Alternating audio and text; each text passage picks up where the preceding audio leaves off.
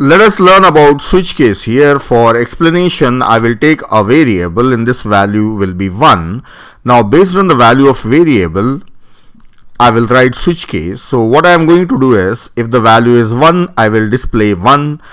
If it is 2, I will display 2, and so on. So I will write first case, case 1, cout 1.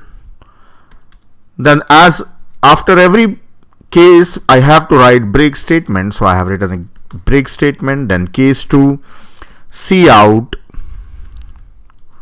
2, then break. Then case 3, cout 3, then break statement. I will also add a default option.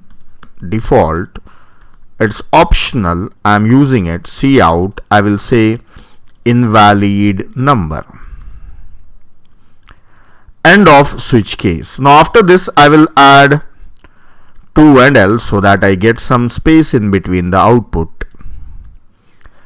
Now here you can see that the value of x is 1, so switch case 1, it will jump onto 1 and print 1, and break, it will come out of switch case.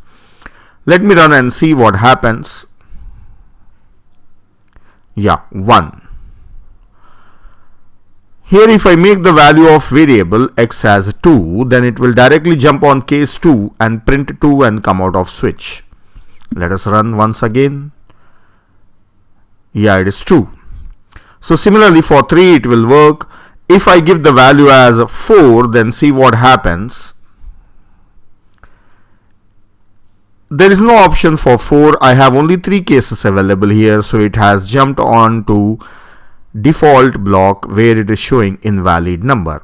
Even if I give -4, it will go to default. So other than 1, 2, 3, it will go to default. Now let us see what is the role of break. If the x value is 1 and if I remove break statement from here, and this break statement, I have removed 2 break statements. Value of x is 1, so it will come on the case 1, and there is no break, so it will execute following case. There is no break, so it will also execute the next case. If I run the program, then I'll get the output as 1, 2, 3. All 3 things are displayed here. So it's mandatory to give break if you don't want the second case to be executed. So this is called as fall through in switch case. When it comes on to case 1, then it will fall through all the cases until it finds a break statement that will drag this control out of switch case. Let us check, can I write this default in the beginning or do I have to write only at the end? So I will copy this and paste here, and after this I will write break statement, and for every case I will include break statement. Now let the option be 1 only and see what happens. It's printing 1. If I give the option as a 10, let us see what happens. It will jump on to default. So default block can be written anywhere. This option can be written anywhere inside the switch. Let us use a debugger and see how it is working depending on the value. So I'll put a breakpoint here. So just I click here in Xcode, so it will add a breakpoint. So upon the number I have clicked, so it has added a breakpoint, and I will give this X value as a 3. Now I will run it. So it will stop here at switch. At this point it has to take the value of X and jump to the corresponding case block. So the value of X is 3, right? So it has to jump on case 3.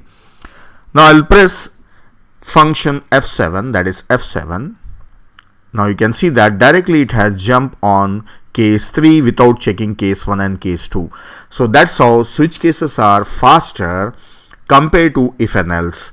Same code I can write it using else if also, but switch case is faster in else if I use the same code, then I have to write many else if, and it will check all of them to reach at this point.